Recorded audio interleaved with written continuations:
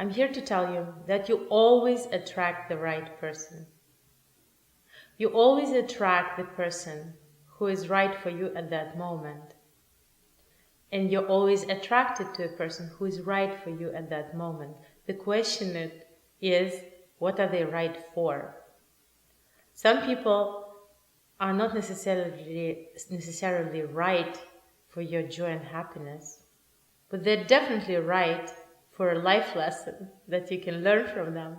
And if you are attracted to them, that means you're attracted to that life lesson.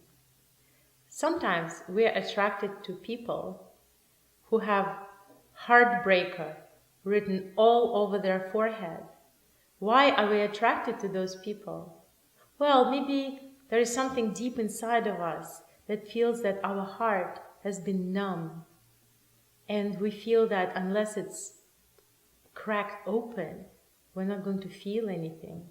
So when we see a person like this, there is this desire deep inside to go for it, to experience life with its joy and pain to the maximum, to experience the drama of a relationship.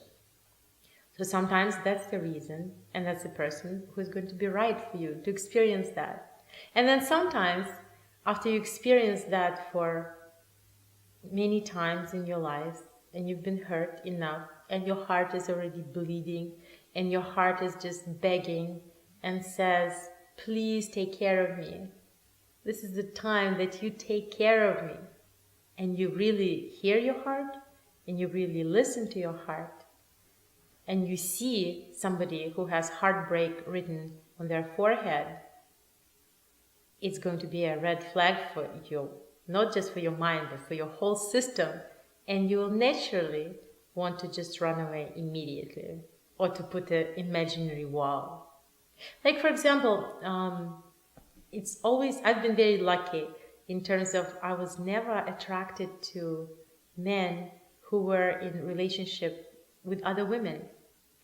And so, for example, if I was attracted to somebody that I would meet at a party or in some other social setting, and then this person would tell me that they have a girlfriend or they have a wife, there was something in me that just automatically would just shut down, and I could feel that even my eyes, like if you imagine that the eyes are like focused in a camera, and my eyes from being very, very hot and warm and inviting and opening, would all of a sudden the pupils would narrow down, and it would feel that I'm kind of starting to look at them from a distance immediately.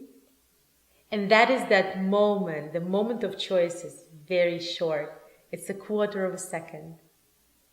And in that moment, you can make that choice.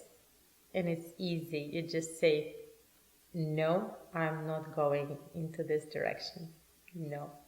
That's your choice. And so when you really start loving yourself and loving your heart, when you pledge to your heart that I'm not going to put you in this horrible, hurtful situation again, you will just be naturally attracted to people who are givers. And if you don't have this pact with your heart or with your body, if you feel like you still need to be punished for something, if you haven't forgiven yourself yet, if you didn't fully fall in love with your soul, if you didn't fully believe that your deepest intention is general goodness for yourself and for everyone else, you will be attracted to situations where a man would be emotionally unavailable or abusive or elusive, and in general you will be attracted to toxic relationships. So it all comes down to the work that we can do inside of ourselves, accepting every part of ourselves, forgiving ourselves, forgiving our mother, forgiving our father, forgiving the creation, coming back to faith. That's how we get attracted to the right people who can really become our partners in spiritual growth.